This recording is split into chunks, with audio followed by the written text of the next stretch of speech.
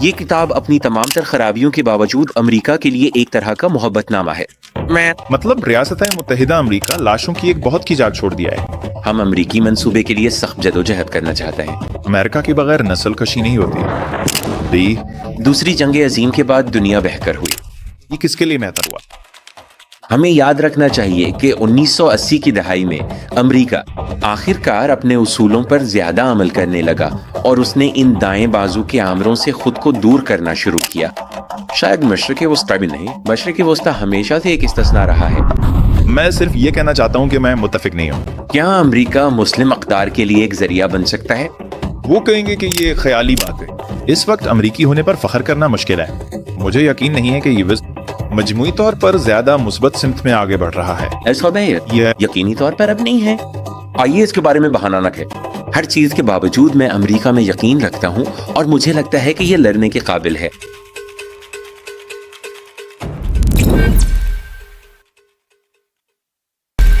بسم اللہ، سوچنے والے مسلمان کو خوش آمدید۔ ہمارے پاس ہیڈس آف کے نام سے ایک بالکل نیا پروگرام ہے جہاں ہم آج امت کو درپیش چند انتہائی اہم مسائل کے بارے میں بات کرنے جا رہے ہیں۔ اور ہمارے یہاں واشنگٹن ڈی سی میں ایک بہت ہی خاص مہمان آیا ہے، شادی احمد۔ ہمارے ساتھ شامل ہونے کے لیے آپ کا بہت بہت شکریہ۔ مجھے رکھنے کے لیے بہت بہت شکریہ، میری خوشی۔ اب تو آپ کی ایک نئی کتاب آئی ہے اور میرا خیال ہے کہ آج ہماری زیادہ تر گفتگو آپ کی اسی نئی کتاب the case for American power کے گرد گھومے گی۔ کیا آپ ہمیں اس کتاب کے خیال کے بارے میں، اس کتاب کی ضرورت کے بارے میں کچھ بتا سکتے ہیں؟ سب سے پہلے اس کتاب کو لکھنے کی اصل وجہ کیا رہی؟ ہر چیز کے باوجود میں امریکہ پر یقین رکھتا ہوں اور میرا خیال ہے کہ اس کے لیے لڑنا چاہیے، اور میرا خیال ہے کہ یہ پیغام خاص طور پر اس وقت بہت اہم ہے۔ میرا مطلب ہے اتنے زیادہ نوجوان ترقی پسند عرب اور مسلمان امریکی منصوبے پر سے یقین کھو رہے ہیں، اور یہ قابل فہم ہے، خاص طور پر غزہ میں ہمارے کردار اور نسل کشی کو ممکن بنانے کے حوالے سے۔ تو میرا خیال ہے کہ یہ احتساب کا وقت ہے، اور میرا خیال ہے کہ آپ کے پاس دو مختلف راستے ہیں جن پر آپ چل سکتے ہیں۔ آپ واقعی اپنا یقین مکمل طور پر کھو سکتے ہیں اور یہ کہہ سکتے ہیں کہ امریکہ کبھی بہتر نہیں ہو سکتا اور امریکہ ایک ناکام کوشش ہے۔ میرا خیال ہے کہ یہ ایک طرح کی بند گلی ہے اور ہم اس پر بات کریں گے۔ میرا خیال ہے کہ دوسرا راستہ یہ ہے کہ کہا جائے کہ امریکہ اپنی تمام خامیوں کے باوجود خود کو دوبارہ زندہ اور تازہ کر سکتا ہے۔ یہ بہت برے اور خطرناک راستوں پر بھی جا سکتا ہے، لیکن یہ ہم پر منحصر ہے کہ ہم بطور امریکی شہری کہیں کہ ہمیں وہی حکومت ملتی ہے جس کے ہم حقدار ہیں، وہی پالیسیاں ملتی ہیں جن کے ہم حقدار ہیں۔ ہم اب بھی ایک جمہوریت ہیں، چاہے اس میں کتنی خامیاں کیوں نہ ہوں۔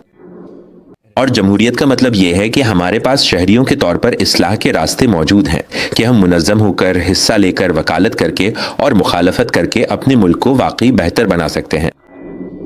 تو یہ کچھ اس طرح ہے۔ یہ کتاب امریکہ کے نام ایک طرح کا محبت بھرا خط ہے، اس کی تمام خامیوں کے باوجود، لیکن میرا خیال ہے کہ یہ حقیقت کی ایک تصویر بھی ہے کہ امریکی طاقت اب بھی بے مثال ہے۔ ظاہر ہے مقابلے کرنے والے موجود ہیں، لیکن چین ابھی اس پوزیشن میں نہیں ہے کہ وہ امریکہ کو پیچھے چھوڑ سکے۔ کسی بھی بڑے پیمانے پر، چاہے وہ فوجی ہو یا معاشی، چین امریکہ کا مقابلہ نہیں کر سکتا۔ اور جب بات ثقافتی کشش کی آتی ہے تو چین دنیا بھر میں انتہائی کمزور ہے۔ بہت کم لوگ یہ کہتے ہیں کہ ارے ہم چین جانا چاہتے ہیں کیونکہ ہم چین میں بہتر زندگی گزارنا چاہتے ہیں۔ تو میرا خیال ہے کہ اگر اگلے چند دہائیوں تک امریکی طاقت ہی سب کچھ رہے گی تو ہمیں اسی کے ساتھ چلنا ہوگا۔ کسی نہ کسی کو طاقت سنبھالنے ہی پڑے گی، اور اگر وہ ہم ہیں تو پھر ہم ہی ہیں۔ ٹھیک، ہاں، تو اس میں کافی کچھ ہے۔ تو آئیے چیزوں کو ایک ایک کر کے کھول کے۔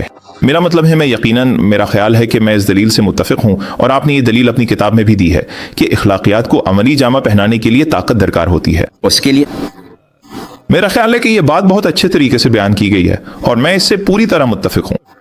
اور میرا خیال ہے کہ ایک اور کتاب میں غالباً وہ جس میں آپ اسلامزم کے بارے میں بات کر رہے ہیں اور یہ سمجھانے کی کوشش کر رہے ہیں کہ اسلام پسند اصل میں چاہتے کیا ہے۔ ہمیں تقریباً ایک جیسا جذبہ نظر آتا ہے۔ کیا میں یہ کہنے میں درست ہوں کہ یہاں دو نظریے ہیں اور دونوں میں یہ بات مشترک ہے کہ اخلاقیات کی حفاظت یا اس پر عمل درآمد کے لیے ایک خاص حد تک طاقت ہونا ضروری ہے، اور اصل میں پھر فرق صرف تفصیلات اور فریم ورک میں ہے کہ وہ اخلاقیات کیسی نظر آتی ہے، اس پر عمل کیسے ہونا چاہیے، اس کے ذرائع کیا ہیں وغیرہ۔ لیکن میرا خیال ہے کہ بہت سے لوگ اس خیال پر اعتراض کریں گے۔ خاص طور پر میرا خیال ہے کہ بہت سے لوگ اس عمومی خیال کو تو قبول کر لیں گے کہ اخلاقیات کے وجود کے لیے طاقت ضروری ہے۔ میرا خیال ہے کہ اصل سوال یہ ہے کہ امریکی طاقت کی نوعیت کیا ہے۔ یا کیا امریکی طاقت کی کوئی خاص نوعیت ہے؟ یہ کتنا پلاسٹک ہے؟ یا اس کے ڈی این اے میں کچھ ہے؟ یہ اسے خاص طور پر بیمار بناتا ہے صحیح اخلاقیات کے لیے۔ ایک الگ سوال ہے کہ جو کچھ بھی اس کی جگہ لے گا وہ بدتر ہے۔ سوری، لیکن میرے خیال میں پہلا سوال یہ ہے کہ کیا امریکی طاقت ایسی ہے؟ کیونکہ صرف بائیں بازو کے لوگ، حتیٰ کہ مسلمان بھی نہیں، بائیں بازو کے لوگ کہیں گے کہ امریکہ کی بنیاد غلامی اور مقامی امریکیوں کے خاتمے پر رکھی گئی تھی۔ تو امریکی طاقت کے بارے میں کیا قابل تلافی ہے؟ یعنی ہم کیوں توقع کرتے ہیں کہ خاص طور پر امریکی طاقت کو اس ریاست یا منصوبے کے اصل گناہ سے چھٹکارا مل سکتا ہے؟ کیا یہ صرف اونچی اڑان والے الفاظ اور آئیڈیالزم پر مبنی زبان ہے؟ ایک بدگمان شخص کہے گا کہ یہ سب صرف جواز فراہم کرنے والی گفتگو ہے۔ حقیقت میں ایک زیادہ خطرناک کھیل کے لیے جو پس پردہ چل رہا ہے۔ آپ اس پر کیسے جواب دینا چاہیں گے؟ میرا خیال ہے سب سے پہلے ایک بات جو شاید ظاہر ہے یا شاید نہیں، اس پر غور کرنا چاہیے۔ میں ایک امریکی ہوں۔ اگر ہم امریکی ہیں تو یہ ہمارا ملک ہے، اس لیے کسی نہ کسی سطح پر ہمیں اس کی بہتری کی خواہش رکھنی چاہیے۔ میرا خیال ہے کہ ایک امریکی ہونے کے ناطے جو خفیہ طور پر امریکہ کی تباہی کی خواہش رکھتا ہو، یہ بہت عجیب بات ہے، اور میں نہیں چاہوں گا کہ امریکی مسلمان اس سمت میں جائیں۔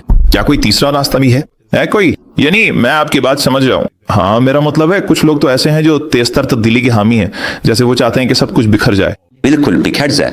لیکن آپ کو لگتا ہے کہ شاید اس میں کوئی درمیانی راستہ بھی ہے جہاں لوگ کہہ رہے ہیں ابھی ہمارے پاس امریکی طاقت ہے، یہ غالب ہے، یہ فنڈنگ کر رہا ہے اور پیداوار بھی، غزہ میں نسل کشی ہو رہی ہے اسی کے ذریعے۔ یہ دوسری جنگ عظیم کے بعد سے اب تک 20 سے زیادہ ممالک میں مداخلت کر چکا ہے۔ ٹھیک ہے، شاید اس کا کچھ حد تک بے اثر ہونا یا اس کی طاقت میں کمی آنا کم از کم یہ پیدا کر سکتا ہے۔ لوگ کثیر قطبیت کی بات کر رہے ہیں، جیسے کہ کوئی درمیانی راستہ ہے۔ شاید اس کے درمیان کوئی درمیانی راستہ ہے کہ امریکہ ہر چیز پر غالب ہو اور ہمارا واحد امید اسی طاقت کی اصلاح ہو، یا پھر امریکہ کا زوال۔ شاید ان دونوں کے بیچ میں بھی کچھ ہو سکتا۔ دیکھیں، یہ ممکن ہے۔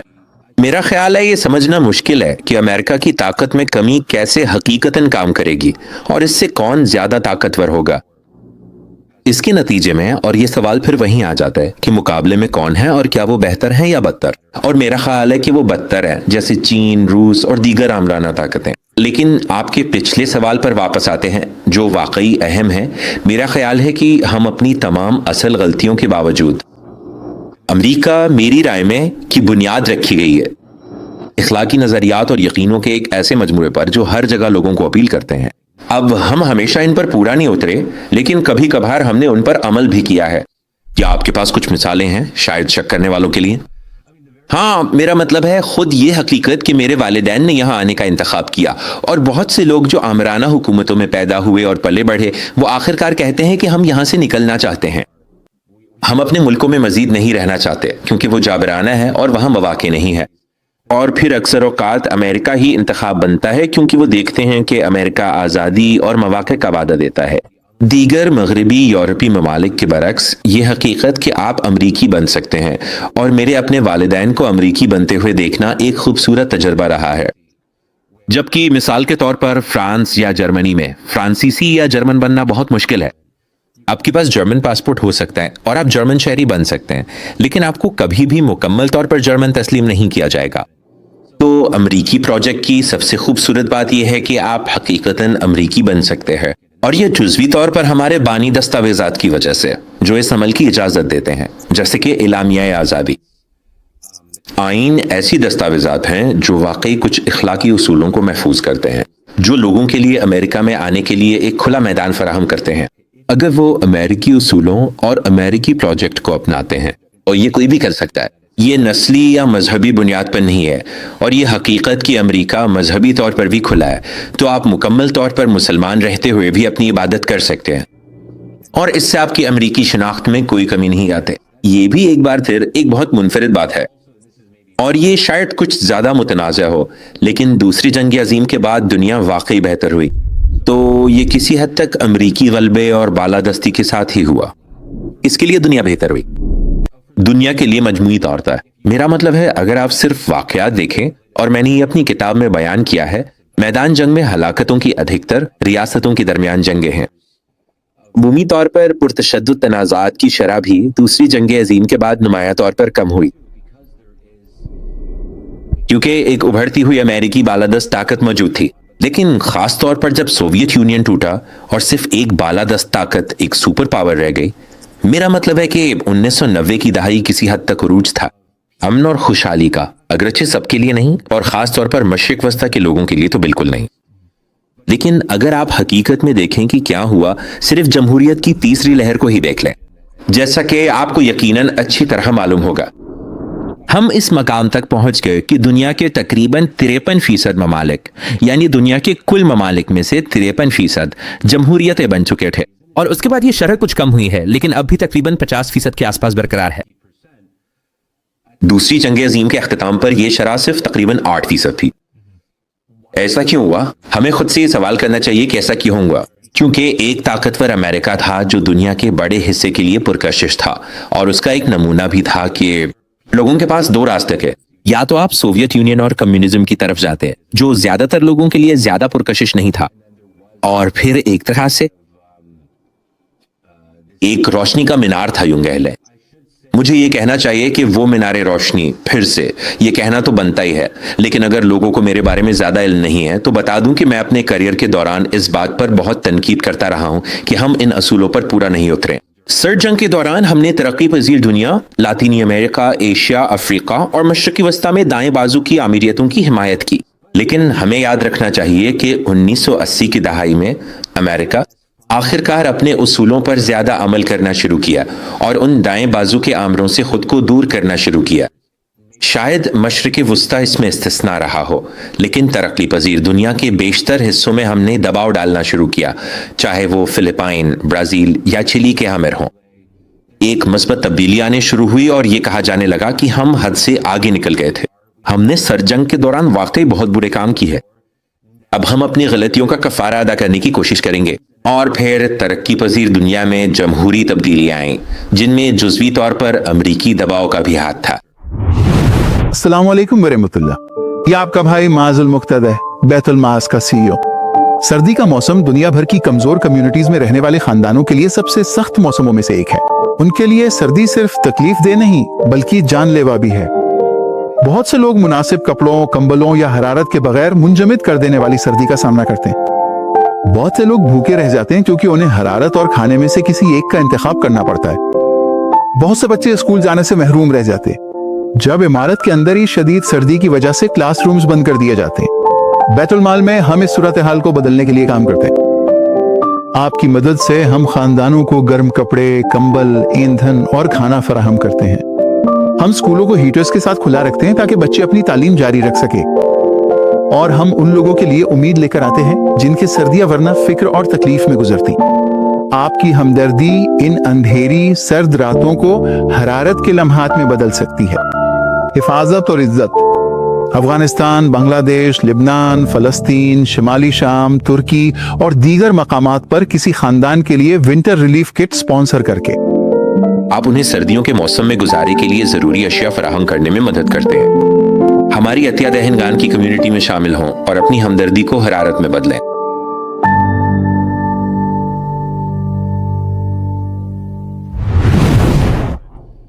میں صرف یہ کہنا چاہتا ہوں، میں متفق نہیں ہوں، لیکن اس سب میں سے گزرنا بہت اہم ہے، اور یہ بہت سے موضوعات ہیں جو ابھی کھلے ہوئے ہیں۔ میں کوشش کروں گا کہ ان سب کا ذہن میں حساب رکھوں۔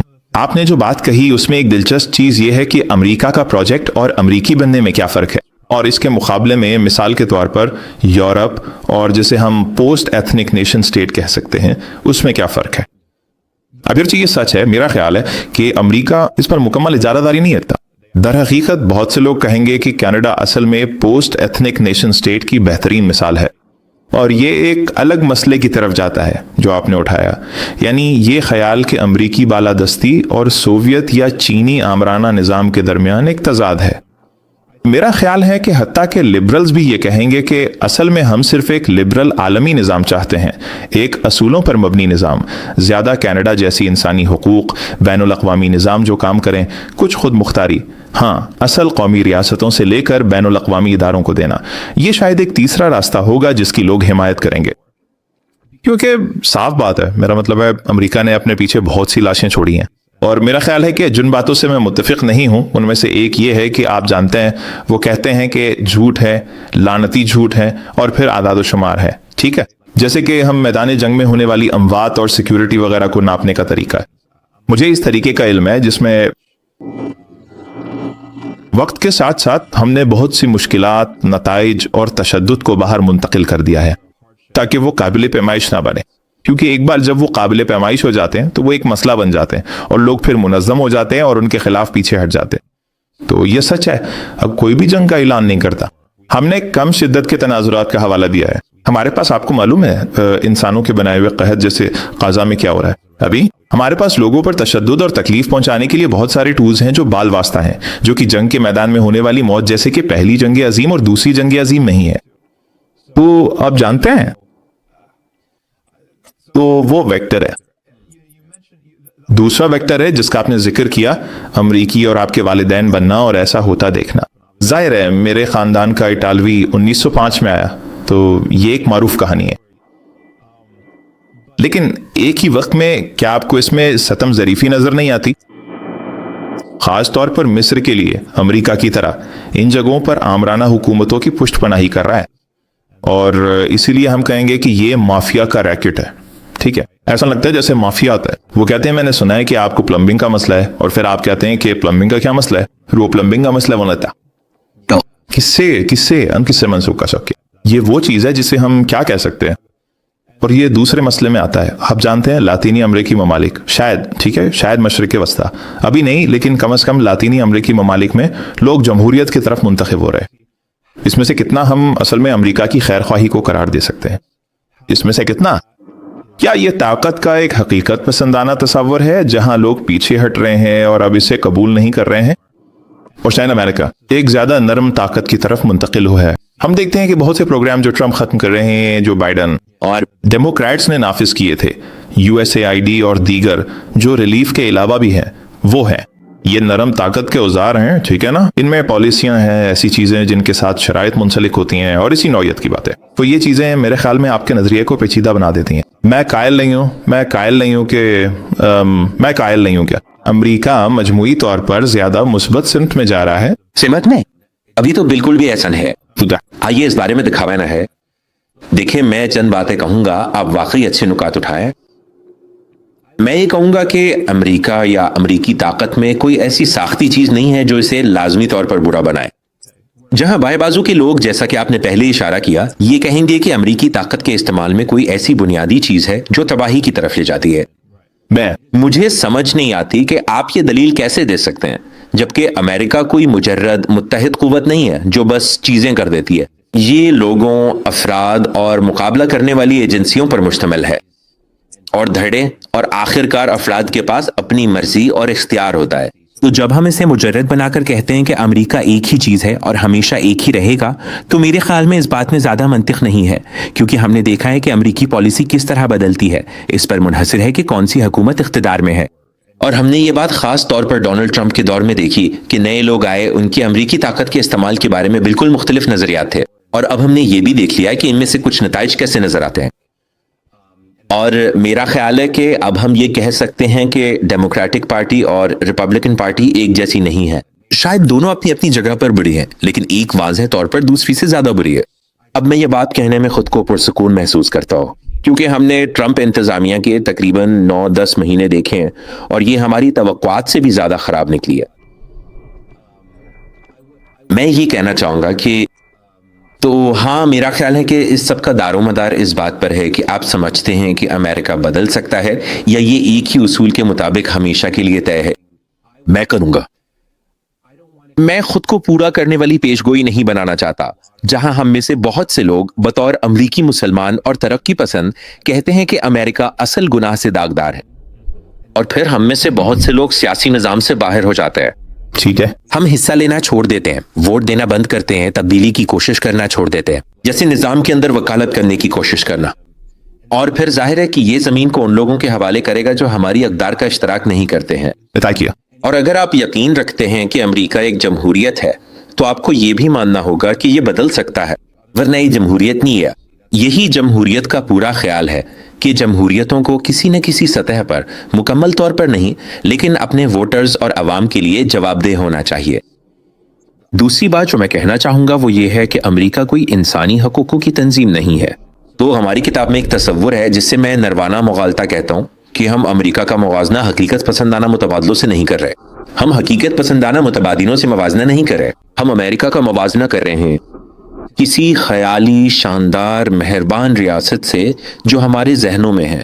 انسانی تاریخ میں کبھی ایسی کوئی ریاست نہیں رہی، جیسے مسلم خلافتیں بھی نہیں رہی ہیں۔ کامل مہربان کردار طاقت کے استعمال کے لیے ضروری ہیں، یعنی کسی نہ کسی سطح پر اس کا مطلب یہ ہے کہ آپ کو کچھ برے کام کرنے پڑیں گے، آپ لوگوں پر ظلم کریں گے۔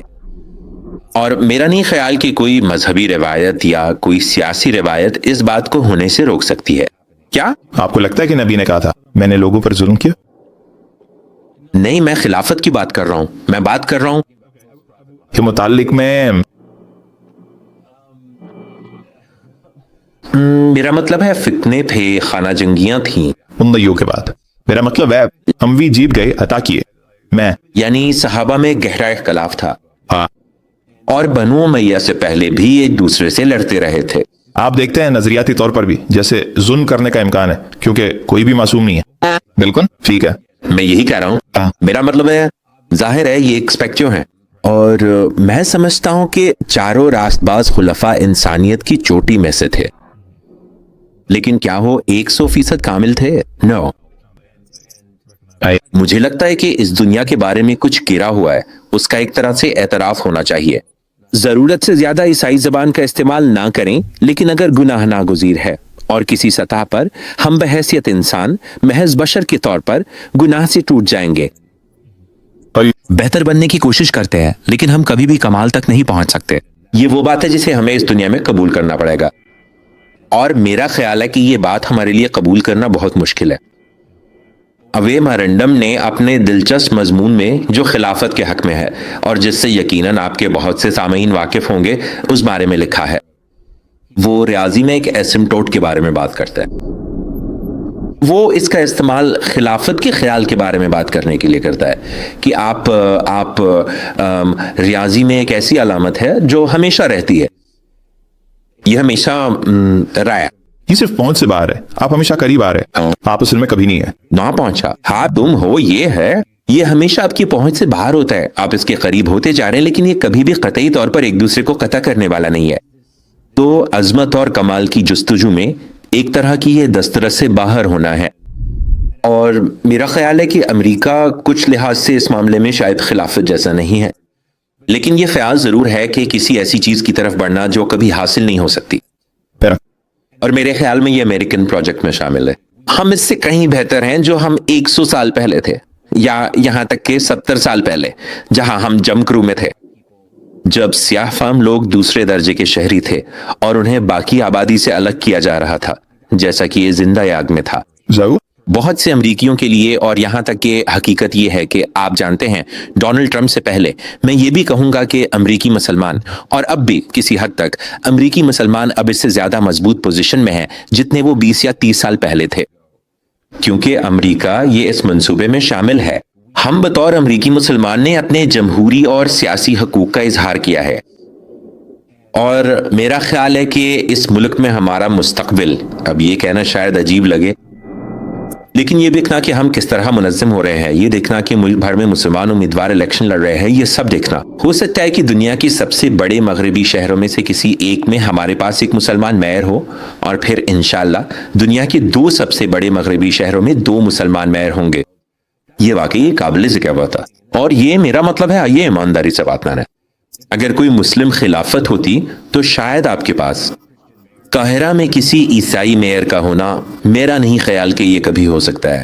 میرا مطلب ہے اس میں واقعی کچھ نہایت حیران کن واقع ہے۔ یہ دلچسپ ہے، میرا مطلب ہے یہ اب بھی ہمیں ادھر ادھر گھماتا رہتا ہے۔ میرا خیال ہے کہ اب تک کے پورے انٹرویو کا سب سے بڑا تنازع یا کھلا سوال یہی ہے، اس میں سے کتنا امریکی نظام اور نظریات کی وجہ سے ہے اور کتنا اس کے باوجود ہے۔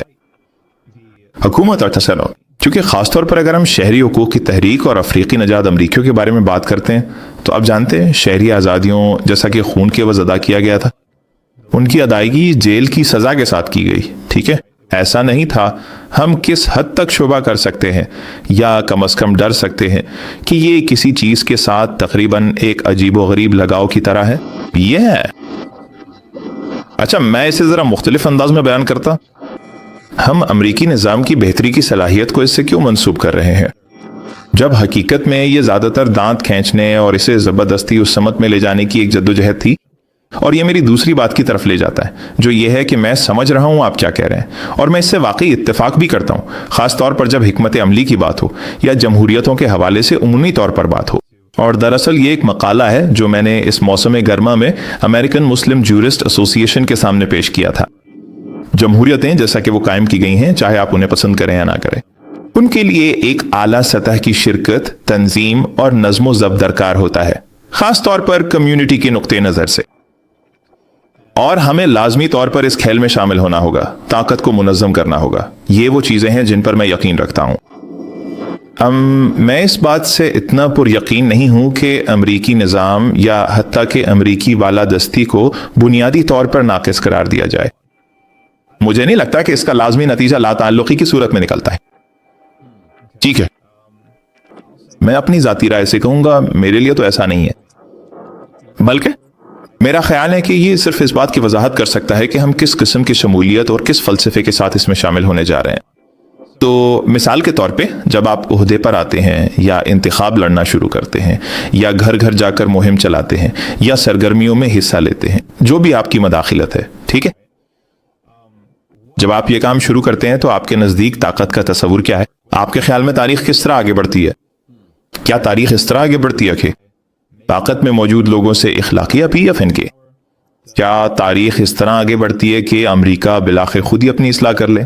ٹھیک ہے، کیونکہ اس کے پاس یہ عظیم نظریات ہے جس پر مجھے ابھی ایک اور نقطہ اٹھانا ہے، یا یہ زیادہ تر ایک جدلیات اور جوابی جدوجہد کی طرح ہے، جہاں ایک جہاز ہے، امریکہ ایک جہاز ہے، اور وہ ایک سمت میں جا رہا ہے، اور اس کے پاس بہت سے بم ہیں، بہت سی بندوقیں ہیں، اور بہت ساری آپ جانتے ہیں طاقت ہے، اور اس کے سٹیئرنگ پر ایسے لوگ ہیں جو اس طاقت کا غلط استعمال کر رہے ہیں، اور ہم لازمی طور پر یہ بھی نہیں کہہ سکتے کہ ہم کوشش کریں، ہم تو نقصان کم کرنے کی کوشش کر رہے ہیں۔ میرا خیال ہے کہ یہ وہ درمیانی راستہ ہے جو میں نے نکالا تھا، جیسا کہ پہلے ذکر کیا تھا، مکمل تباہی اور امریکی بالادستی کے درمیان وہ ایک صورت ہے جس میں ہم امریکی خارجہ پالیسی کے نقصانات کو کم کرنے اور امریکی داخلی پالیسی کے نقصانات کو کم کرنے کی کوشش کر رہے ہیں۔ صاف بات کروں تو صرف اپنی ذاتی رائے دے ہو، میرا واقعی یہ ماننا ہے کہ امریکی طاقت کی فطرت میں کچھ تاریکی ضرور ہے۔ یعنی میں اتنا سیاسی نظریہ جانتا، مجھے معلوم ہے کہ اگر آپ قانون کے شعبے میں جائے، مجھے بتاؤ یہ کہاں سے آتا ہے؟ یہ تاریکی کہاں سے آتی ہے؟ تو میں تمہیں بتاتا ہوں، موک آؤ لا کے بارے میں داخل کرتے ہیں، ٹھیک ہے؟ ایک اچھی کتاب ہے اگلی فریڈمز از الزبتھ اینکر، جو اس بات پر روشنی ڈالتی ہے کہ یہ بہت سے نظریات جو ظاہری طور پر اب یہ آفاقی نظریات ہیں، لیکن یہ ابتدا میں آفاقی نظریات نہیں تھے، ٹھیک ہے؟ جب لا خود مختاری کے بارے میں لکھ رہا تھا اور وہ انفرادی آزادی کی بات کر رہا تھا، تو وہ غلام مالک کی آزادی اور خود مختاری کی بات کر رہا تھا، اس کے ذہن میں یہ تصور کسی اور تک نہیں پھیل سکا۔ اچھا، اب تاریخی طور پر وقت کے ساتھ ساتھ ہم نے اس کو کچھ اس طرح سے دوبارہ ترتیب دینے کی کوشش کی ہے کہ یہ سب کے لیے عام ہو جائے، لیکن ایک کھلا سوال ہے جو پوچھنا ضروری ہے، کیا اس قسم کی آزادی، اور اگر ہم اسے معاشرے پر لاگو کریں تو کیا یہ سب کے لیے کارآمد ہے؟ یعنی کیا یہ کوئی ایسی چیز ہے یا اس اصل خیال میں اب بھی کچھ ایسا ہے جو اسے انصاف کے لیے ناکافی یا نامکمل بنا دیتا ہے، جو کہ ہم سب چاہتے ہیں؟ ہم سب انصاف چاہتے ہیں، ہم اس بات پر اختلاف کر سکتے ہیں کہ ہم وہاں کیسے پہنچیں گے، اور وہ کون سے نظریاتی اور فکری اوزار اور فلسفے ہیں جن کی ہمیں اپنی عملی بنیاد کے لیے ضرورت ہے۔ تو اگر یہ چیز اصل میں غلبے کے تصور سے ہی شروع ہوتی ہے، اور لاک نے بارباڈوس غلاموں کی کالونی کے لیے آئین لکھا تھا، اور پھر اس نے اسی کو نمونہ بنا کر جنوبی کیرولائنا کی ریاستی آئین کے طور پر استعمال کیا۔ ان میں سے بہت سے لوگوں نے، آپ جانتے ہیں، کبھی یہ ارادہ نہیں کیا تھا کہ ان خیالات کو عالمگیر بنایا جائے۔ میں یہ نہیں کہہ رہا کہ انہیں عالمگیر نہیں ہونا چاہیے تھا، لیکن میرا مطلب یہ ہے کہ یعنی کیا اس میں کچھ ہے؟ آئیے فطرت پر غلبہ پانے کے خیال کو ہی لے لیں، تقدیر کا اظہار، یا پھر روشن خیالی کے دور میں واپس جائیں اور آپ جانتے ہیں فطرت کو اس کے راز جاننے کے لیے اذیت دینا۔ کیا تھیوڈور روزویلٹ کے جوش و جذبے میں کچھ ایسا ہے؟ اور آپ نے اپنی کتاب میں روزویلٹ کا حوالہ بھی دیا ہے، ٹھیک ہے، جو میرے خیال میں اس کشمکش کی بہترین مثال ہے کہ وہ ایک ایسا شخص ہے جس میں بہت سی خامیاں ہیں، جو بہت سی باتیں کہتا ہے، کہ شاید آپ سوچیں گے ٹھیک ہے یہ تو اچھا لگتا ہے، لیکن پھر جب آپ دیکھتے ہیں کہ وہ اسے کیسے عملی جامہ پہناتا ہے تو لگتا ہے کہ کسی کو اس آدمی کو روکنا چاہیے، وہ کچھ الٹا سیدھا کرنے آ رہا ہے۔ تو میرے خیال میں یہی اصل سوال ہے۔ میں امریکی طاقت کے بارے میں بہت زیادہ شکوک و شبہات رکھتا ہوں۔ میں اس بات پر بھی زیادہ شکوک رکھتا ہوں کہ امریکہ جس طرح سے کام کرتا ہے میں اسے لازمی طور پر نہیں دیکھتا۔ میں اس بات سے متفق ہوں کہ یہاں فرق ہے، اور آپ نے بھی اس کا ذکر کیا کہ امریکہ ایک دعوے دار جمہوریت ہے جبکہ مصر نہیں۔ بالکل، جیسے یہاں اثر و رسوخ کے ایسے ذرائع ہیں جو کہیں اور موجود نہیں۔ ایک حقیقت پسند آ کر کہہ سکتا ہے کہ ہاں آپ مصر میں بھی انقلاب لا سکتے ہیں، ٹھیک ہے، تو یہ ہے یہی وہ ذریعہ ہے۔ یہاں آپ کے پاس ووٹ نہیں ہے، آپ کے پاس لابنگ ہے، آپ کے پاس اے پیک ہے، جو بھی ہے۔ تو یہ سچ ہے کہ آپ کے پاس جمہوری آئین ہے، لیکن کئی طریقے ہیں جن سے انہیں سبوتاج کیا جاتا ہے۔ آپ کے پاس میڈیا ہے، آپ کے پاس زکربرگ اور مسک ہیں، اور وہ عوامی رائے کو کنٹرول کر رہے ہیں۔ تو اور میں یہ نہیں کہہ رہا کہ آپ اس بارے میں سادہ لو ہیں، جیسے آپ پہلے ہی کہہ چکے ہیں کہ یہ سب چیزیں کامل نہیں ہے، لیکن میرا خیال ہے کہ میں بہت واضح لکیریں کھینچنے کے بجائے ہچکچاؤں گا اور کہوں گا یہ کچھ یوں ہے، یہاں امریکی طریقہ ہے، یہاں بالادستی ہے، پھر یہاں آمرانہ طریقہ ہے، اور پھر باقی سب۔ میں دیکھتا ہوں کہ لوگوں کو طاقت کی ضرورت ہے، اور میرا خیال ہے کہ حکومتیں اگر انہیں اجازت دی جائے، جس پر میں آپ سے متفق ہوں، اگر انہیں اجازت دی جائے، اگر آپ یہ میدان چھوڑ دیں اور انہیں وہ کرنے دیں جو وہ کرنا چاہتے ہیں، تو یہ برا ہی ہوگا۔ مجھے نہیں لگتا کہ وہ کچھ بھی درست کریں گے۔ میرا خیال ہے کہ حالات مزید خراب ہوں گے۔ میرا خیال ہے کہ ہم میں سے مزید لوگوں کو یہ سب دیکھنا پڑے گا۔ آپ نے 90 کی دہائی میں بوسنیا کے بارے میں دیکھا، چاہے وہ بین الاقوامی سطح پر ایک اہم موقع تھا، لیکن امریکی طاقت اب بھی صومالیہ میں موجود تھی، یعنی امریکی طاقت اب بھی کچھ کر رہی تھی۔ یہ قابل ذکر ہے، امریکی طاقت ہی وہ تھی جس نے بوسنیا میں نسل کشی کو روکا تھا۔ لیکن اگر آپ بوسنیائی لوگوں سے بات سنیں، آپ اگر دیر بات کریں وہ کہیں گے کہ دیر ہو گئے۔ صرف یہی نہیں، اگر آپ بوسنیائی لوگوں سے بات ہے، وہ کہیں گے کہ امریکی صرف اس وقت شامل ہوئے جب ہم جیتنا شروع ہوئے تھے، کیونکہ وہ یورپ میں ایک مسلم ملک سے ڈرتے تھے۔ یہی بات انہوں نے مجھے بوسنیا میں بتائی تھی۔ ٹھیک ہے، یہ بھی درست ہے۔ بوسنیائی دوستو، اگر آپ یہ دیکھ رہے ہیں تو کمنٹس میں اپنی رائے دیں اور شامل ہوں۔ اور یوٹیکا میں بہت سے بوسنیائی لوگ تھے، تو وہاں ہمارے پاس کافی بوسنیائی لوگ تھے، اور ان کا دعویٰ تھا کہ جب انہوں نے خود کو منظم کر لیا، اپنی ہتھیار سازی شروع کی، تو وہ میدان میں آگے بڑھنے لگے تھے، اور وہ واقعی سربوں کے خلاف کارروائی کرنے والے تھے۔ تبھی امریکی اس معاملے میں شامل میں جیسے ٹھیک ہے آؤ امن معاہدہ کر لے کے، ٹھیک ہے۔ تو میں شاید زیادہ بات کر رہا، میرا مطلب ہے بات یہ کہ میں بھی اس بات پر بہت شکوک و شبہات رکھتا ہوں کہ حتیٰ کی مثبت تبدیلیوں کو بھی امریکی طاقت کے کھاتے میں ڈال دوں۔ میرا خیال ہے میں زیادہ ہاورڈ زن کے نظریے کام یہ ہے۔ میں یہ دیکھتا ہوں کہ لوگوں کو طاقت بنانی چاہیے تاکہ وہ حکومت کو روک سکیں اور نقصان کو کم کر سکیں۔ مجھے دوسروں کی آمیریت سے ڈر لگتا ہے۔ میں کسی اور بڑے نظام کو بھی خوش فہمی کی عینک سے نہیں دیکھتا جو اس وقت موجود ہیں، لیکن مجھے امریکی بالادستی پر بھی بھروسہ نہیں ہے۔ میں سمجھتا ہوں کہ نقصان کو کم کرنا، خاص طور پر میرے خیال میں اسرائیل ایک بہترین مثال ہے۔ یہ ایسا ہے جیسے ڈور کاٹنا ضروری ہے، جیسا کہ امریکہ اسرائیل کی ہر اس بات پر حمایت کرتا ہے جو وہ کرتا ہے۔ امریکہ کے بغیر نسل کشی نہیں ہوتی۔ ہاں یہ سچ ہے، وہ تسلیم کرتا ہے، ہاں ٹھیک ہے۔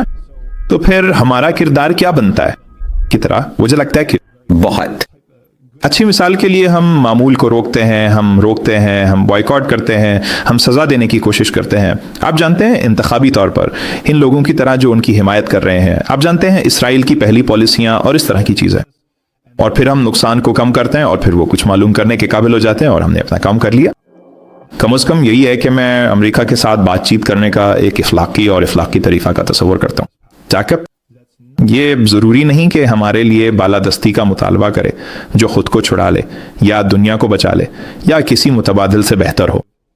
مجھے یقین نہیں آ رہا، میں وہی ہوں۔ ہاں وہاں بہت ساری اچھی کنکیاں ہیں، ٹھیک ہے، میں خوش آمدید۔ سوچے والا مسلمان، آپ کو ہمارے درمیان پا کر خوشی ہوئی، آپ پر سلامتی ہو اور خدا کی رحمت ہو۔ مسلم تھنکر پروگرام میں خوش آمدید۔ سوچنے والا مسلمان، مجھے آپ کے ساتھ یہاں ہونا خوشی کی بات ہے۔ شکریہ، میرے پاس آپ کے لیے واقعی ایک دلچسپ خبر ہے۔ میرے مہمان اور میں اب اردو، عربی اور فرانسیسی بولتے ہیں، ظاہر ہے اے آئی کی مدد سے۔ ہم زیادہ وسیع سامعین تک پہنچنے کا ارادہ رکھتے ہیں اور امید ہے کہ اپنے آرکائیو اور نئے پروگرامز کو ان زبانوں میں ڈب کریں گے۔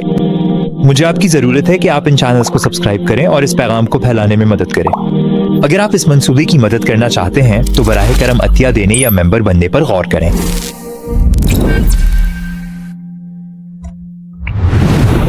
जहां तक सिविल राइट्स की जद्दोजहद का ताल्लुक है, मैं सिर्फ ये कहूंगा कि सिविल राइट्स के रहनुमा मार्टिन लूथर किंग, मेडगर एवर्स और पूरी तहलीक कम अज कम वो हिस्सा जो मैल्कम एक्स के नुक्ता नज़र से हटकर था, ज़्यादातर अमेरिकी इक़दार और अमेरिकी आइनी तहफ़्फ़ुज़ात की तरफ रुजू करने के बारे में था और इसे बानी दस्तावेज़ात की तकमील के तौर पर देखता था। और मेरा ख्याल है कि इसी ने उन्हें ताकत दी और यही वो चीज़ थी जिसने उनके अपने विजन को बालाखिर बहुत से अमरीकियों के विजन के साथ हमाहंग होने में मदद दी, क्योंकि वो ऐसी बात कर रहे थे जो अमरीकियों को महसूस होता था कि उनके डीएनए में शामिल है। तो ये डीएनए के सवाल को देखने के दो मुख्तलिफ तरीके हैं। आप कह सकते हैं कि हम असल गुनाह से दागदार हैं, या आप कह सकते हैं कि हमारी बानी दस्तावेज़ात में तरक्की का एक बीज बोया गया था, कम अज़ कम कुछ बानियों की तरफ से, और वो इसे इसी तरह देखते थे। वो गुलामी के बारे में मुतज़ाद ख्यालात रखते थे और उनमें से कुछ उसे ममनू करार देना चाहते थे, लेकिन उस वक्त के हालात ने इसकी इजाज़त नहीं दी।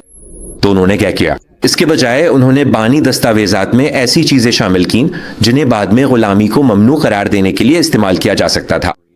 यहाँ बराह रास्त मुवाजना करना मकसूद नहीं, लेकिन मेरा ख्याल है कि कुछ लिहाज से जाहिर है पैगंबर के ज़माने यानी क़ब्ल अज़ जदीद दौर में गुलामी बिल्कुल मुख्तलिफ थी, और मेरा नहीं ख्याल कि यह काबिल मुवाजना है। जॉनथन ब्राउन और दीगर इस मौजू पर लिख चुके हैं, लेकिन मेरा ख्याल है कि इसमें कुछ मुमासलत लूंगा कि अगर कोई माहौल गुलामी की मुकम्मल ममानियत की इजाज़त ना दे तो इस्लाम ने क्या किया?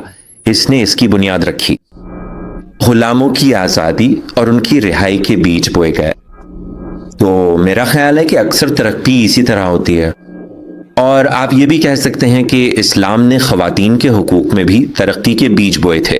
7वीं सदी की अरब में आप जितना आगे जा सकते थे उसकी एक हद थी, लेकिन उस वक्त के लिहाज से कुछ चीज़ें वाकई इनकलाबी थीं, जिन्हें बाद की नस्लों ने इस तरह इस्तेमाल किया कि ख़वातीन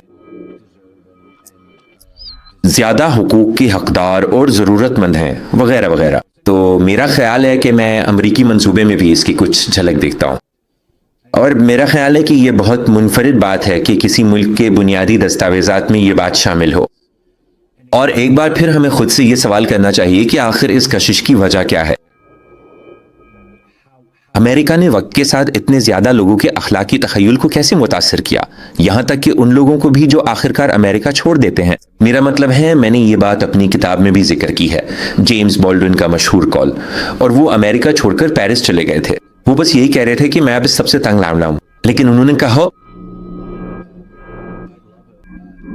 मैं अमेरिका से मोहब्बत करता हूं, और बिल्कुल इसी वजह से मैं इस पर मुसलसल तनकीद करने पर इसरार करता हूं। तो अमेरिका से मोहब्बत करने और इस पर तनकीद करने के बारे में कुछ है, और हम में से बहुत से लोगों ने यही किया है। और ये कहना नहीं कि मैं जेम्स बॉल्डविन जैसा हूं, लेकिन मुझे लगता है कि मैं उस पैगाम से मुतासिर हूं। हमें परवाह है। अगर हमें परवाह ना होती तो हम ये गुफ्तगू नहीं कर रहे होते। बिल्कुल, और इसीलिए हमें बतौर अमरीकी मुसलमान होना चाहिए। और ये बात मुझे भी परेशान करती है। किताब में मैं इस पर बहुत से अदाद शुमार और पोलिंग का जिक्र करता हूँ। नौजवान अमरीकियों, जब आप उनसे पूछते हैं कि क्या उन्हें अमरीकी होने पर फख्र है, तो तादाद रिकॉर्ड की सतह पर गिर गई है। ये है, इस वक्त अमरीकी होने पर फख्र करना मुश्किल है। यही वो मसला है जिसकी तरफ मैं इशारा करने की कोशिश कर रहा हूँ। क्यों? क्या ये वाकई इतना मुश्किल है? यह हमारा मुल्क है। मैं सोचो कि ये मुश्किल है।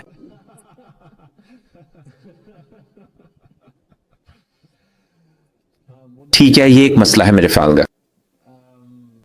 मेरा मतलब है फख्र महसूस करना अच्छा होता। मेरा मतलब है मैं इससे पीछे नहीं हटूंगा। आप जानते हैं, अगर मैं ऐसा सोचता तो ये अच्छा होता। ये एक इंतखाब है जो हम कर सकता है। हमारे पास इस मामले में हिस्कियाग है। हम फैसला कर सकते हैं कि हमें फख्र होना चाहिए। एक और बात, इससे पहले कि मैं भूल जाऊं, वो यहाँ सिर्फ इशारा करना चाहता था। सवाल यह है कि क्या अमेरिका की बेहतर फितरत को अखलाकी अपीलें कारगर साबित होती हैं? अभी भी जबकि गजा में नस्लकशी जारी है, ये काफी नहीं है, लेकिन फिर भी ये किसी हद तक हौसला अफजाई है।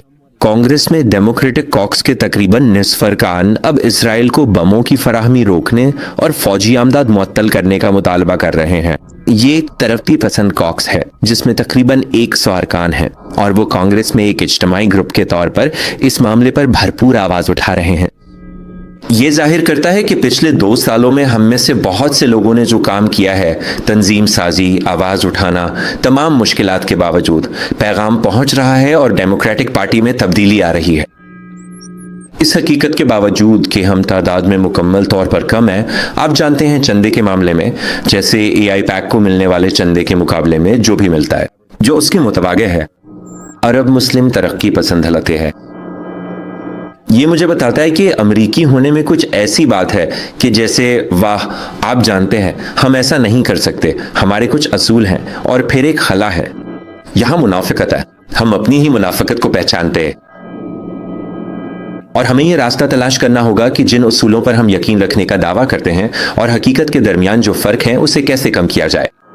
اور یہی چیز اب بڑھتی ہوئی تعداد میں کانگریس کے ارکان، پالیسی سازوں اور سیاستدانوں کو متحرک کر رہی ہے، یہاں تک کہ ریپبلکن پارٹی میں بھی۔ مارجری ٹیلر گرین جیسی کسی شخصیت کو دیکھنا، جو سب سے پہلے قانون سازوں میں سے ایک تھیں جنہوں نے اسے نسل کشی قرار دیا۔ یہ صرف ایک میں ہے، میرا مطلب ہے ڈیموکریٹس اس معاملے میں کافی بہتر ہیں، لیکن پھر بھی یہاں تک کہ میگا اور ریپبلکن پارٹی کے اندر بھی یہ احساس پایا جاتا ہے کہ ہمیں سب کو مارنا نہیں چاہیے، ہمیں ان سب لوگوں کے قتل میں سہولت فراہم نہیں کرنی چاہیے۔ اور ایک بار پھر یہ ظاہر کرتا ہے کہ کچھ پیش رفت ہو رہی ہے، کم از کم اتنا تو ہے، امریکہ میں اسرائیل، فلسطین اور غزہ پر عوامی گفتگو اب اس سے کہیں بہتر ہے جتنی 2 سال پہلے تھی، یہ اب اس سے بھی بہتر ہے جتنا 10 سال پہلے تھا۔ اور یہ مجھے ہمارے ملک کے بارے میں ایک اہم بات بتاتا ہے، یہ صورتحال بالکل بھی قابل برداشت نہیں ہے، لیکن آخر کار یہ ہم پر منحصر ہے کہ ہم اس تبدیلی کو مکمل کریں۔ اور میری امید ہے کہ اگلے 10 یا 15 سال میں میں چاہتا ہوں کہ میری کتاب، میرا مطلب ہے خدا کرے انشاءاللہ، یہ بہت شاندار ہوگا اگر میں اسے کافی نوجوانوں، مسلمانوں اور ترقی پسندوں تک پہنچا سکوں، جہاں یہ ان کے اندر کچھ جگہ دے کہ وہ کہیں آپ جانتے ہیں کیا، دراصل ہم ان نظریات کے لیے اور زیادہ شدت سے لڑنا چاہتے ہیں جن پر ہم یقین رکھتے ہیں، ہم امریکی منصوبے کے لیے اور زیادہ شدت سے لڑنا چاہتے ہیں، لیکن اس کے لیے ضروری ہے کہ وہ اس پر قابو پائے۔ ان کی ایک طرح کی خود سے نفرت، شاید یہ بہترین لفظ نہ ہو لیکن میں سمجھتا ہوں کہ کبھی کبھی تھوڑی سی خود سے نفرت ضرور ہوتی ہے۔ میرا مطلب ہے یہ میرے ساتھ کئی بار ہو چکا ہے جب میں کچھ اس طرح کی بات کہتا ہوں۔ میں لفظ محبت استعمال کرتا ہوں اپنے امریکہ کے ساتھ تعلق کو بیان کرنے کے لیے، جو میرے خیال میں بالکل معقول ہے۔ آپ کو پسند کرنا چاہیے میرے خیال ہے، ہمارے جیسے عظیم ملک کے لیے اور ایک ایسے ملک کے لیے جس نے میرے خاندان کو بہت کچھ دیا ہے، محبت بالکل صحیح لفظ ہے۔ لیکن پھر خاص طور پر سفید فام لبرل کہیں گے کہ وہ ایسے ہیں، شادی تم صرف محبت کہتے ہو، آپ امریکہ سے محبت کہتے ہیں، جیسے محبت، اور ہاں اور کسی کو اس کے لیے کیس پھیلا ہوا ہے، اور شاید میں وہ شخص نہیں ہوں جس سے آپ توقع کریں گے کہ وہ اس کے حق میں بات کرے۔ آپ جانتے ہیں ایک براؤن مسلمان جو امریکی خارجہ پالیسی پر بہت تنقید کرتا رہا ہے۔ میرا پورا کریئر امریکی خارجہ پالیسی اور امریکہ نے مشرق وسطیٰ کے ساتھ جو کچھ کیا اور عامریتوں کی حمایت کی، اس پر میری تنقیدات پر مبنی ہے۔ تو اور مجھے یہ بھی کہنا چاہیے، میرا مطلب ہے میں نے کچھ حصے لکھے تھے، میں نے کتاب کے کچھ حصے 7 اکتوبر سے پہلے لکھے گئے، 7 تاریخ، اور پھر مجھے اس کا سامنا کرنا پڑا۔ کیا میں 7 اکتوبر کے بعد اپنی ہی دلیل کے ساتھ مطمئن ہوں اور مجھے اس سے نبرد آزمانا پڑا؟ یہ میرے لیے مشکل تھا، اور میں سوچ رہا تھا میں اپنے عرب اور مسلمان ساتھیوں کے پاس کیسے جاؤں اور امریکی طاقت کے حق میں دلیل کیسے دوں۔ میرے اپنے ذہن میں اور پبلشر کے ساتھ بھی اس بات پر بحث ہوئی کہ سب سے بہترین عنوان کیا ہوگا۔ مجھے امریکی طاقت کے حق میں دلیل دینے پر ملے جلے جذبات تھے، لیکن آخر کار میں نے محسوس کیا کہ اگر میں کوئی دلیل پیش کر رہا ہوں تو مجھے اس کی ذمہ داری لینی ہوگی، اور مجھے نہیں چاہیے کہ میں کسی مبہم لفظ کے پیچھے چھپوں یا اپنی ہی دلیل کو کمتر ظاہر کروں۔ میں چاہتا ہوں کہ یہ عنوان میں ہو آخر کار، کیونکہ یہی میں پیش کر رہا ہوں، میں امریکی طاقت کے حق میں دلیلیں ہوں۔ میرا واقعی یہ ماننا ہے کہ امریکہ، میرا مطلب امریکی طاقت، کم از کم میری باقی زندگی تک، میں نہیں کہہ سکتا، شاید یہ ایک اور دلچسپ موضوع ہے، 100 یا 200 سال بعد شاید یہ دلیل دی جا سکتی ہے کہ کوئی فرضی طور پر، جیسا کہ میں جانتا ہوں مسلمان ایسا سوچنا پسند کرتے ہیں، کوئی مسلم خلافت ہو سکتی ہے جو ایک متبادل بن سکے۔ یہ ہمارے دور میں ہونے والا نہیں ہے، یہ قابل عمل نہیں ہے، اور یہ وہ مقام ہے جہاں میری اووی مرنجم سے اختلاف ہے۔ فی الحال خلافت کے لیے کوئی حقیقت پسندانہ دلیل موجود نہیں ہے، تو کیا واقعی ہمارے لیے کسی ایسی چیز کے بارے میں خیالی پلاؤ پکانا فائدہ مند ہے جو ہونے والی نہیں، یا ہمیں اسی کے ساتھ کام کرنا چاہیے جو ہمارے پاس ہے؟ ہمارے پاس جو ہے وہ امریکی طاقت کا. آئیے اسی کے ساتھ اور اسی کے دائرے میں کام کریں، اسے بہتر بنانے کی کوشش کریں اور کسی نہ کسی طرح اسے مسلم اقدار کے لیے ایک ذریعہ بنانے کی کوشش کریں. کیا امریکہ مسلم اقدار کے لیے ایک ذریعہ بن سکتا ہے؟ یعنی وہ چیزیں جن پر ہم امریکی مسلمان یقین رکھتے ہیں. وہ کہیں گے کہ یہی تو خیال پلاور ہے، اور یہ کہ چاہے خلافت ابھی دور ہو، امت تو زندہ ہے نا. لیکن یہ تو بس آپ جانتے ہیں ایک دلچسپ الٹ پلٹ ہے. لیکن یہاں ایک طنز ہے، اور وہ یہ کہ میرے خیال میں کچھ چیزوں میں جو آپ اور میں چاہتے ہیں ان میں مماثلت ہے، لیکن ہم وہاں بہت مختلف راستوں اور طریقوں سے پہنچتے ہیں. بس ایک لمحے کے لیے واپس آؤں تو میں اس اخلاقی الجھن پر مزید بات کرنا چاہتا ہوں جو ایک کتاب لکھنے کے حوالے سے پیش آتی ہے، جو آپ جانتے ہیں 7 اکتوبر سے پہلے اور 7 اکتوبر کے بعد کے دور کو محیط ہے، کیونکہ مجھے یقین ہے اس میں بہت کچھ ہے. اور دراصل مجھے بھی یہی کرنا پڑا. میری کتاب امریکی طاقت کی تاریخ کے طور پر نہیں تھی، لیکن جو کچھ ہم نے دیکھا اس کے بعد کچھ بھی لکھنے کی جذباتی اور نفسیاتی مشکل بہت زیادہ تھی. لیکن سب سے پہلے میرا مطلب ہے ایک دلیل ہے جو لوگوں نے پیش کی ہے، اور کچھ سماجی ماہرین اور مورخین کا کہنا ہے کہ میلکم ایکس اور بلیک پینتھر پارٹی ہی وہ اصل وجہ تھیں جن کی وجہ سے امریکی معاشرے نے بالآخر مارٹن لوتھر کنگز کے ساتھ سمجھوتا کیا کہ وہ ایک دوسرے کے مخالف نہیں بلکہ تکمیلی قوتیں ہیں جن میں سے ایک طاقت کو مذاکرات کی میز پر لاتی ہے. تو ایک بار پھر یہ وہ طریقہ ہے جس سے ہم طاقت کو سمجھتے ہیں. میرا خیال ہے کہ بیانیہ طور پر میں تصور کر سکتا ہوں جیسے کہ آپ جو کہہ رہے ہیں اس کے حق میں ایک دلیل دی جا سکتی ہے. یعنی یہ ایک آرزو ہے، یعنی ہم لوگوں کو اپیل کرنے کی کوشش کر رہے ہیں. یہ وہ جگہ ہے جہاں لوگ ہیں، یہ وہ اقدار ہیں جن کا وہ دعویٰ کرتے ہیں، اور اسی لیے ہم چاہتے ہیں کہ ہم اسی کے ذریعے اور اسی کے ساتھ بات کریں تاکہ ایک خاص عمل کو متحرک کیا جا سکے. میں ایک اعلیٰ کار کے طور پر یعنی میں اس بات کے پیچھے کھڑا ہو سکتا ہوں، لیکن آپ جانتے ہیں میں سمجھتا ہوں کہ دوسری صورتوں میں، خاص طور پر جب میں مسلمانوں کو متحرک کرنے کے بارے میں سوچتا ہوں، شاید ہم مختلف حلقوں میں گھومتے ہیں، لیکن میں لازمی طور پر زیادہ تر مسلمانوں کو اس میں گہرائی سے جڑے ہوئے نہیں دیکھتا. آزادی کے اعلامیے اور امریکی منصوبے کے بنیادی نظریات کے ساتھ میں اسلام سے محبت دیکھتا ہوں، اور میں نے دراصل جورس ایسوسی ایشن میں بھی اسی طرح کی بات کی تھی. شامل ہوں، آپ کو شامل ہونا پڑے گا، آپ کو لازمی طور پر شامل ہونا ہے، لیکن وہاں تک پہنچنے کے لیے جو زبان اور گفتگو میں نے استعمال کی وہ یہ تھی. اگر آپ چاہتے ہیں کہ امریکہ میں آئندہ 10، 15، 50 یا 100 سال میں ایک مضبوط بلکہ خوشحال مسلم کمیونٹی ہو تو آپ کو لازمی طور پر شامل ہونا ہوگا. آپ یہ جگہ دوسروں کے حوالے نہیں کر سکتے، ان لوگوں کے حوالے جو امریکہ کو فرانس میں بدلنا چاہتے ہیں. فرض کریں، ٹھیک ہے، ہمیں اس حد تک قوانین میں جکڑ دیں اور مسلمانوں کو اتنا اجنبی بنا دیں کہ ہم یہاں رہ بھی نہ سکیں، ٹھیک ہے. تو میرا خیال ہے یہ اس پر منحصر ہے کہ کیا ہم صرف یہ کہہ رہے ہیں آنکھ مارنا، اشارہ کرنا، دھکا دینا، آؤ جمہوریت کا کھیل کھیلیں. میں تقریباً میں اس کے لیے ہمدردی رکھ سکتا ہوں. میرا خیال ہے میں خاص طور پر 7 اکتوبر کے بعد میں واقعی طور پر امریکہ کو بالکل نہیں دیکھ سکتا. طاقت کو اپنی موجودہ ساخت میں ہمیشہ ایک بھلائی کی قوت کے طور پر دیکھنا، اور اگر یہ ممکن بھی ہو سکے، کیا دنیا انتظار کرنے کی متحمل ہو سکتی ہے؟ میرا خیال ہے یہ دوسرا سوال ہے. یہ بالکل ایسا ہے جیسے کیا دنیا انتظار کر سکتی ہے کہ امریکہ خود کو سنبھال لے، کہ وہ خود کو سمجھ لے؟ یہ سب کچھ آہستہ آہستہ ہو رہا ہے، اور ہمارے پاس لاکھوں لوگ ہیں. کیا ہے اس وقت متبادل؟ واحد ملک جو اسرائیل کو روک سکتا ہے وہ امریکہ ہے. اسرائیل کسی اور کی نہیں سنے گا. یہ سچ ہے. اور یہ وہ جگہ ہے جہاں امریکی طاقت، اگر ہم اپنی طاقت کو اچھے کے لیے استعمال کرتے ہیں، اگر ہم اپنی طاقت کا استعمال کرتے ہیں جو ہمارے پاس اسرائیل کے ساتھ ہے، اگر ہم نے اپنی طاقت مشرق وسطیٰ میں نام نہاد مغرب نواز آمریتوں کے ساتھ استعمال کی، اور ہم نے کہا دیکھو اگر آپ ہماری مدد چاہتے ہیں پھر آپ کو بدلے میں ہمیں کچھ دینا ہوگا، اور آپ کو بنیادی انسانی حقوق کا احترام کرنا ہوگا، آپ کو لوگوں کو مارنا بند کرنا ہوگا، آپ کو لوگوں کو قید کرنا بند کرنا ہوگا. اگر ہم اپنی طاقت اس طرح استعمال کریں، میرا مطلب ہے میرے لیے یہی وعدہ ہے. ہمارے پاس اسر و رسوخ ہے، اور میری طویل عرصے سے تنقید یہ رہی ہے کہ مصر، UAE، سعودی عرب جیسے ممالک کے ساتھ ان دو طرفہ تعلقات میں ہم ایسے برتاؤ کرتے ہیں جیسے ہم چھوٹے پارٹنر ہیں. ہم ایسے ہیں کہ ہم مصر پر زیادہ دباؤ نہیں ڈال سکتے کیونکہ اس سے وہ ناراض اور دور ہو جائیں گے، اور پھر وہ یہ کریں گے اور پھر وہ کریں گے. ہم سپر پاور ہیں. آئیے کسی حد تک اس طرح برتاؤ کریں کہ اگر ہم کر سکے، اگر ہم اپنے اعتماد اور تحفظ کے احساس کو اپنی طاقت کے ساتھ جوڑ سکے، और कहीं जैसे हमारे साथ पंगा ना लो।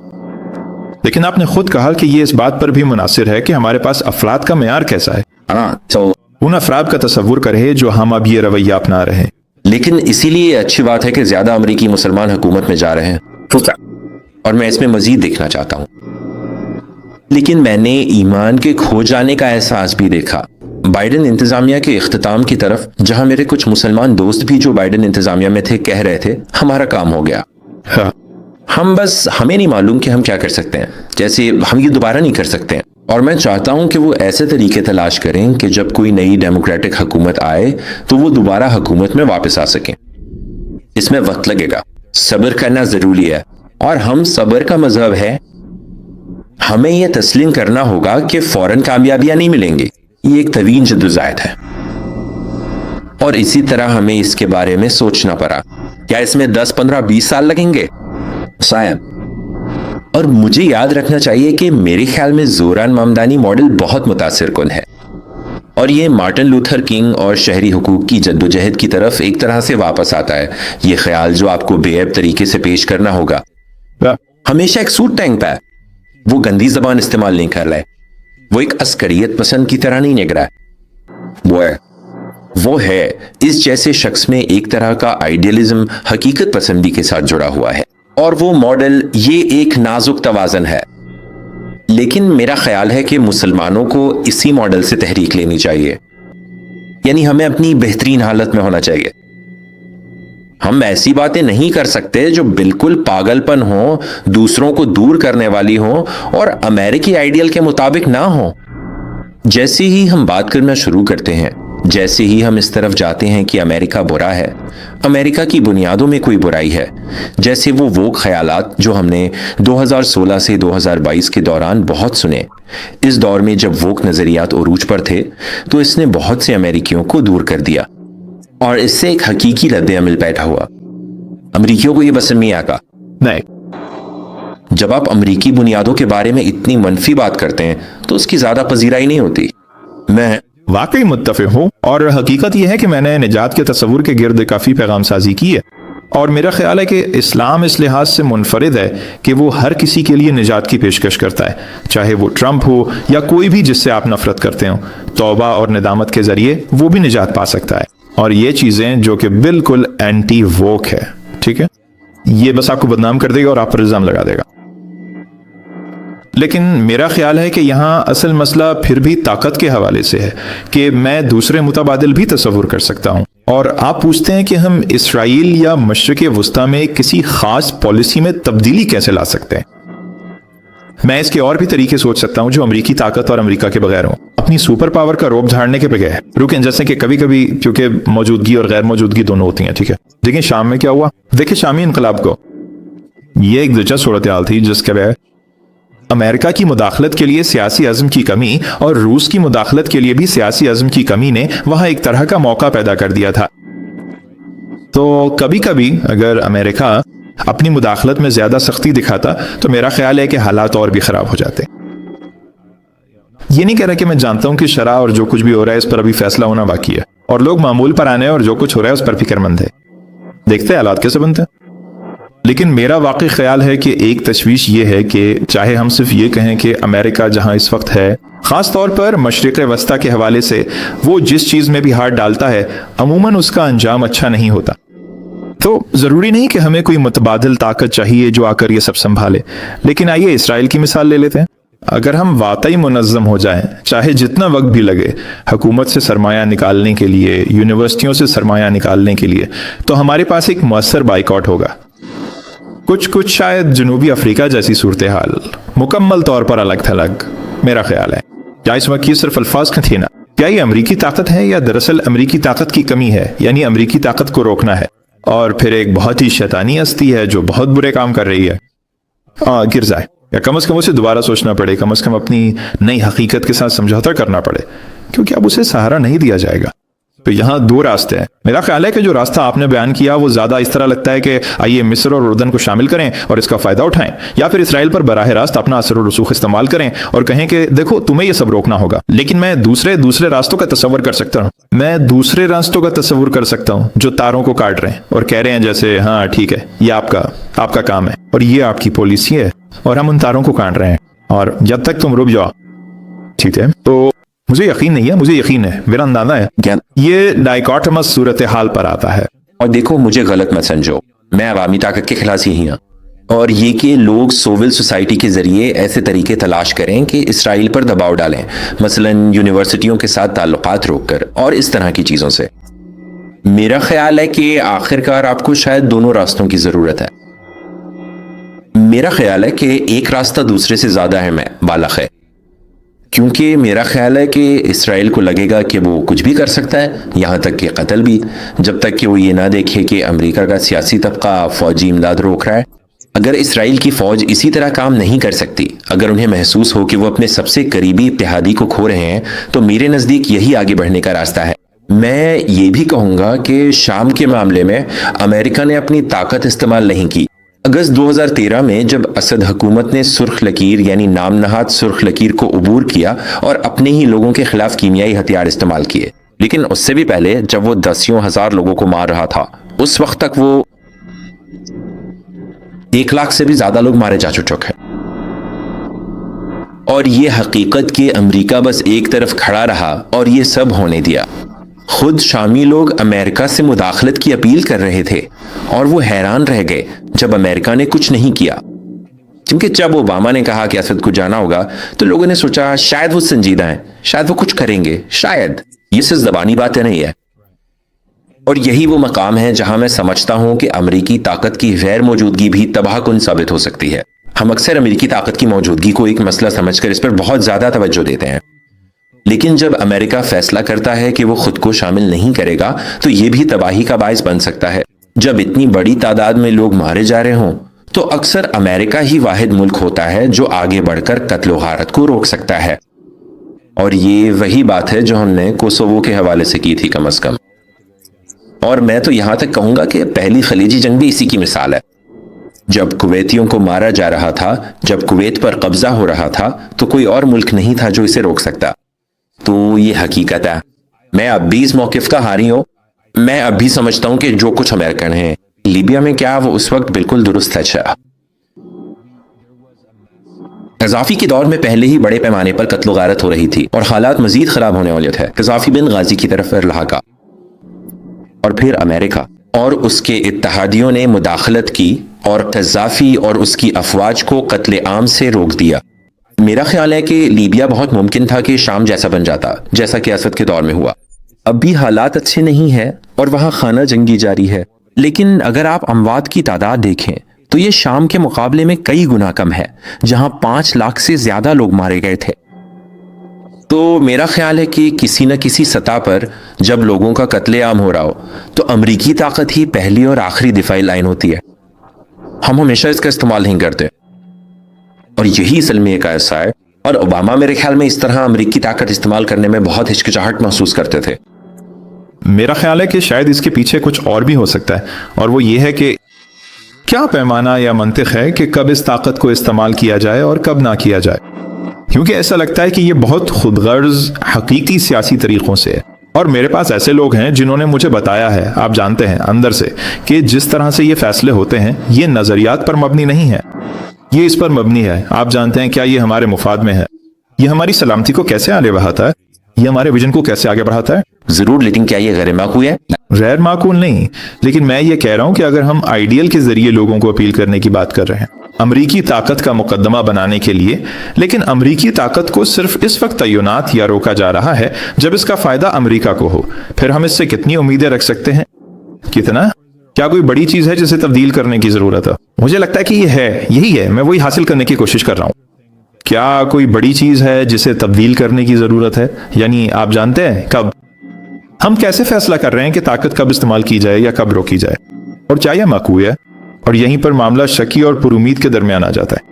کیا یہ معقول ہے کہ کسی بھی ملک سے, چاہے وہ امریکہ ہی کیوں نہ ہو, یہ توقع کی جائے کہ وہ اپنی طاقت صرف اپنے مفاد کی بنیاد پر استعمال یا روکنے کے بجائے کچھ اور کریں؟ کیا یہ معقول ہے کہ اصولوں یا اعلیٰ نظریات کی بنیاد پر ایسا کرنے کی توقع کی جائے؟ میں سمجھتا ہوں کہ اصول اور مفاد کو الگ کرنا مشکل ہے، کیونکہ پالیسی ساز کے ذہن میں یہ دونوں چیزیں ایک ساتھ کام کر رہی ہوتی ہیں، اور یہ ہمیشہ پیچیدہ ہوتا ہے کہ لوگ فیصلے کیسے کرتے ہیں۔ ہم یہ ضرور جانتے ہیں کہ لیبیا میں مداخلت کے معاملے میں سمانتھا پاور جیسے لوگ اور دیگر لوگ جو نسبتاً نوجوان اور انسانیت پسند خیالات رکھتے تھے، انہوں نے براک اوباما پر سخت دباؤ ڈالا، جو شروع میں لیبیا میں مداخلت کے حوالے سے ہچکچاہٹ کا شکار تھے، اور انہوں نے کہا کہ ہمیں یہ کرنا ہوگا کیونکہ ہمارے نظریات داؤ پر لگے ہوئے ہیں۔ یہ وہ لوگ تھے جو انہی نظریات سے متاثر ہو کر متحرک ہوئے تھے۔ یقیناً وہ امریکی مفادات کو بھی مد نظر رکھ رہے تھے، لیکن میرا خیال ہے کہ آپ کبھی بھی ایک کو دوسرے سے الگ نہیں کر سکتے۔ ایک سوال ہے کہ کیسے، جیسے فیصد کی قسم کیا ہے، بیس اسی بیس۔ لیکن میں یہ بھی کہوں گا، جیسے آئیے ایک مسلم خلافت کے برعکس تصور کریں۔ اگر آج امریکہ جتنی طاقت کے ساتھ ایک مسلم خلافت ہوتی تو وہ خلافت بھی اپنے مفادات کی بنیاد پر فیصلے کرتی۔ یہ خالص مسلم اقدار یا مسلم اصول نہیں ہوں گے۔ اور ایک بار پھر واپس جا رہا ہوں کہ کیسے مسلمان، بعض مسلم خلفاء نے مختلف مقامات پر بہت برے کام کیے اور اپنے ہی لوگوں پر ایسے طریقوں سے ظلم کیا جو اسلامی اصولوں کے بالکل خلاف تھے۔ میرا مطلب ہے، میرا اندازہ ہے کہ شاید ہم 500 سالوں میں جان لیں گے جیسے کہ یہ فرضی مسلم خلافت کیا کرے گی جب اس کے پاس بہت زیادہ طاقت ہوگی۔ ٹھیک ہے، نہیں یہ اچھی بات ہے۔ تو ہم کچھ تھریڈز بند کرنا شروع کر رہے ہیں۔ مجھے لگتا ہے دیکھتے ہیں آپ نے اپنی کتاب میں ذکر کیا ہے کہ جب آپ کی اپنی کمیونٹی کے لوگ آپ کا نظریہ سنتے ہیں تو وہ منہ بناتے ہیں۔ یہ کیسا ہوتا ہے؟ میرا مطلب ہے کتاب کی پذیرائی کے بارے میں بات کریں، جو مخالفت آپ کو ملی ہے اس کے بارے میں بتائیں، کیونکہ حقیقت تو یہ، میرا مطلب ہے 9/11 کے بعد ہمیں مجرم بنا دیا گیا ہے، ہمیں ایک آبادی کے طور پر سیکیورٹی کے نقطہ نظر سے دیکھا جاتا ہے۔ ایسے لوگ بھی ہیں، میرا مطلب ہے کچھ خولی لائن والے، 5 اب بھی جیل میں ہے، آپ کے پاس سیاسی قیدی بھی ہیں، ایسے لوگ ہیں جنہیں FBI اور اس طرح کی چیزوں کے ذریعے ڈرایا، نشانہ بنایا اور پھنسا دیا گیا ہے۔ تو یہ کافی مشکل بات ہے انہیں یہ بتانے کے لیے کہ قابلیت زیادہ امریکی طاقت ہے، حقیقت اس کی ضرورت ہے، کیونکہ وہ بھی نہیں ہے، بس آپ جانتے ہیں خارجہ پالیسی کے بارے میں سوچ رہے ہیں، وہ سوچ رہے ہیں گھر میں کیا ہوا ہے، تو آپ نے اس پر کیسے تشریف لے گئے؟ یہ سخت ہے، میرا مطلب بعض اوقات ہی مجھے لوگوں کے ساتھ مخصوص قسم کی بحثوں میں حصہ لینے کے لیے اتنا پرجوش نہیں بناتا ہے۔ میرے پاس، آپ جانتے ہیں، میرے پاس متعدد مختلف موضوعات پر اشتعال انگیز خیالات ہیں، اور میرا اندازہ ہے کہ میں اس کا عادی ہوں۔ میں نے ترقی کی ہے، موٹی جلد، لیکن میں یہ بھی ہوں کہ مجھے تنازعات پسند نہیں۔ تو میرے لیے مخصوص قسم کے دلائل کا سامنا کرنا پڑتا ہے جہاں لوگ میری مسلمانیت پر سوال اٹھا رہے ہوتے ہیں، یا وہ سوچ رہے ہوتے ہیں کہ کیا میں سیل آؤٹ ہوں یا اس قسم کی چیز جو ظاہر ہے تکلیف دیتی ہے۔ اور یہی وجہ ہے کہ مجھے اپنے آپ میں واپس آنا ہوگا اور یاد رکھنے کی کوشش کرنی ہوگی کہ میں جو کر رہا ہوں وہ کیوں کر رہا ہوں۔ کیا میں سمجھتا ہوں کہ میرے دلائل میرے ملک کو بہتر بنانے میں مدد کر سکتے ہیں؟ اور کیا میرے دلائل لوگوں کو چیزوں کو ایک مختلف نقطہ نظر سے دیکھنے میں مدد دے سکتے ہیں اور انہیں سرگرمی کی طرف مائل کریں، انہیں شامل ہونے کی ترغیب دیں، انہیں امریکی منصوبے اور امریکی خیال پر دوبارہ غور کرنے کی تحریک دیں؟ تو اس حوالے سے مجھے اپنے مقاصد سے دوبارہ جڑنا پڑتا ہے، کیونکہ آخرکار میں ہر صبح اٹھتا ہوں اور مجھے خود سے پوچھنا پڑتا ہے۔ آپ جانتے ہیں، کبھی کبھی میں خود کو تھکا ہوا محسوس کرتا ہوں، یہ ایک بہت ہی تاریخ وقت ہے۔ کبھی کبھی میرا دل چاہتا ہے کہ میں کہیں چھپ جاؤں اور کسی فارم ہاؤس میں جا کر رہوں، اور کبھی کبھی میرا دل نہیں چاہتا کہ میں سیاست کے بارے میں زیادہ لکھوں۔ تو ہر دن میرا مقصد پھر سے تازہ کرنا اور خود سے یہ سوچنا ہوتا ہے کہ کیا یہ سب میرے اصولوں کے مطابق ہے؟ کیا یہ میرے اسلام کے مطابق ہے؟ کیا یہ میرے امریکی شہری ہونے کے وعدوں کے مطابق ہے؟ کیا میری نیت، شاید میرا مطلب ہے، کیا میری نیت، آپ جانتے ہیں، آپ چاہتے ہیں کہ کتابیں بھی بکیں، لیکن کیا میری اصل نیت خالص ہے؟ اور مجھے اپنی اس نیت سے دوبارہ جوڑنا پڑتا ہے اور یہ یقینی بنانا پڑتا ہے کہ وہ موجود ہے، اور یہ ایک روزانہ کی طرح کی مشق ہے جس پر ہمیں غور کرنا اور اس کا سامنا کرنا پڑتا ہے۔ تو اس لحاظ سے یہ تکلیف دہ ہے کہ کچھ پہلوؤں میں نے کبھی، مجھے امریکی مسلم کمیونٹی کے ہر فرد نے مکمل طور پر قبول نہیں کیا، اور کچھ لوگ مجھے منفی نظر سے دیکھتے ہیں، کچھ لوگ مجھے مثبت نظر سے دیکھتے ہیں، اور یہ وہ چیز ہے جس کے ساتھ مجھے جینا ہے۔ ہم یقین انسٹیٹیوٹ میں کہتے ہیں کہ آپ جانتے ہیں یہ اعداد و شمار میں شامل ہے، یعنی شماریاتی طور پر ایک مخصوص فیصد لوگ ہوں گے جو بس آپ سے شدید نفرت کریں گے. جی ہاں، اور کچھ لحاظ سے یہ اس بات کی دلیل ہے کہ آپ جو کر رہے ہیں وہ اہم ہے. اگر سب کو آپ کا کام پسند آتا تو شاید اس پر سوالات اٹھتے. یعنی یہ کچھ عجیب سا ہوتا اگر سب آپ سے متفق ہوتے، تو میں اسے اسی طرح دیکھتا ہوں. لیکن مجھے اپنی دلیل کے کچھ حصے دوبارہ سوچنے پڑے، اور غزہ واقعی کتاب میں زیادہ نمایاں ہو گیا. جب میں نے کچھ حصے دوبارہ لکھے اور دوبارہ سوچا تو میں چاہتا تھا کہ غزہ پر میرا موقف بالکل واضح ہو. جی ہاں، اور اسی لیے میں امید کرتا ہوں کہ یہاں تک کہ آپ جانتے ہیں میں کوشش کر رہا ہوں کہ سینٹرلسٹ، قدامت پسند، ریپبلکن جیسے لوگوں سے بھی مخاطب ہوں، اور اگر وہ میرا غزہ پر موقف دیکھ سکیں، کیونکہ میرا خیال ہے کہ لوگ امریکی طاقت کے حق میں دلائل دیکھیں گے اور کہیں گے او یہ ان اچھے مسلمانوں میں سے ایک ہے جو وہ باتیں کرے گا جو ہمیں پسند آئیں گی. لیکن جب وہ حقیقت میں کتاب پڑھیں گے اور میری امریکی خارجہ پالیسی پر تنقید دیکھیں گے اور میری غزہ اور اسرائیل فلسطین پر تفصیلی گفتگو، تو مجھے امید ہے کہ یہ لوگوں کو اس وقت چیلنج کرے گی جب وہ اس کی توقع نہیں کر رہے ہوں گے. وہ ایک چیز کی توقع لے کر آئیں گے اور پھر کہیں گے شاید وہ اس طرح کی بات سننے کے عادی نہیں ہے. وہ دلیل ہر وقت، اور میں امید کرتا ہوں کہ میں کر سکتا ہوں کیونکہ میں مرکزی دھارے میں شامل ہوں اور میں واشنگٹن پوسٹ کا کالم نگار ہوں. میں مرکزی دھارے کے بہت سے مقامات پر ہوں جہاں میں ایسے دلائل دینے میں مدد کر سکتا ہوں کہ بصورت دیگر سماعت نہیں ہوگی. ضرور. کیا آپ کہیں گے کہ آپ کی کتاب میں غیر مسلم ہو یا مسلمانوں کو زیادہ نشانہ بنایا گیا ہے، یا یہ دونوں برابر ہیں؟